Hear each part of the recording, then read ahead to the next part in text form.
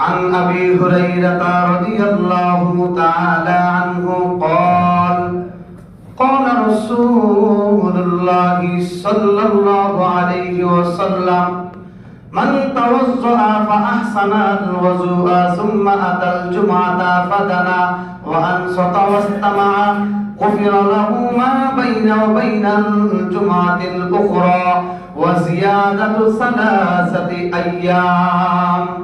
প্রিয় ভাইরা আমার, আল্লাহর রাসূলের সাহাবী আবু হুরায়রা রাদিয়াল্লাহু তাআলা আনহু থেকে বর্ণিত, তিনি বলেন আল্লাহর নবী ঘোষণা দিয়েছেন, যে ব্যক্তি জুমার দিন মান তাওয়াজ্জা সুন্দরভাবে ওযু করলো, ওযু করার পরে জুমার নামাজ আদায় করার জন্য আল্লাহর ঘর মসজিদে আসলো, এসে ইমামের নিকটবর্তী বসলো, কোনো কথা বললো না, অনার্থক কোনো কাজ করলো না, কেউ কারোর সাথে কোনো কথা বললো না।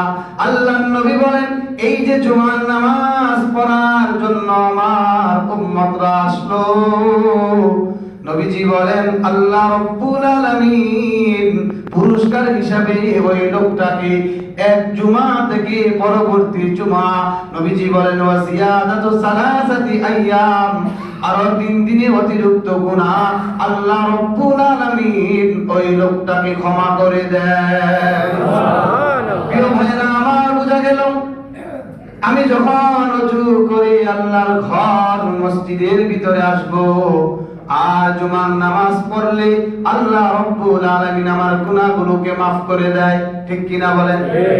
গুনাহ maaf করার দরকার আছে না? এমন কেউ আসেননি যে আমার গুনাহ maaf না হোক, গুনাহ নিয়ে কবরে যাবে, এমন মানুষ পাওয়া যাবে না।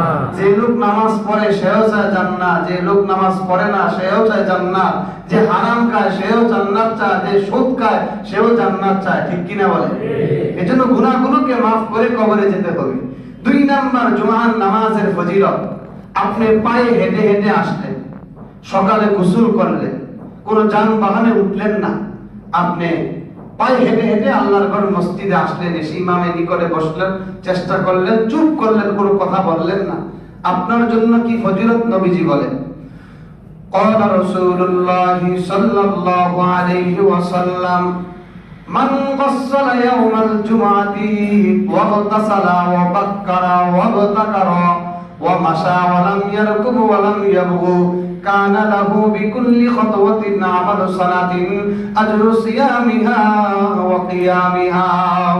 প্রিয় ভাইরা আমার, নবীজি জুমার ফজিলত সম্পর্কে আলোচনা করতে গিয়ে নবীজি বলেছেন, যে ব্যক্তি জুমার দিন গোসল করলো আর সকাল সকাল পায়ে হেঁটে হেঁটে কোন যানবাহনে আসলো না, পায়ে হেঁটে হেঁটে আল্লাহর ঘর মসজিদে এসে উপস্থিত হলো, আল্লাহর নবী বলেছেন তার প্রত্যেকটা কদমের বিনিময়ে আপনি একটা পা রাখলেন, আমার পায়ে হেঁটে হেঁটে আসলেন, আল্লাহর নবী বলেন যে আল্লাহ রাব্বুল আলামিন প্রত্যেকটা কদমের বিনিময়ে 1 বছরের নফল রোজা রাখলে যে সওয়াব হয়, আল্লাহ রাব্বুল আলামিন তার আমলনামায় এই পরিমাণ সওয়াব আল্লাহ দান করে দেয়।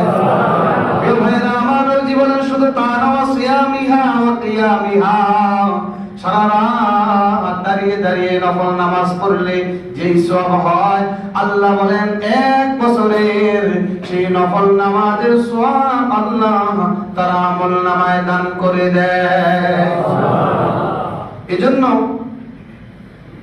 জুমার দিন গোসল করে পায়ে হেঁটে হেঁটে আল্লাহর ঘর মসজিদে আসলে আপনার জন্য সেই ফজিলত রয়েছে।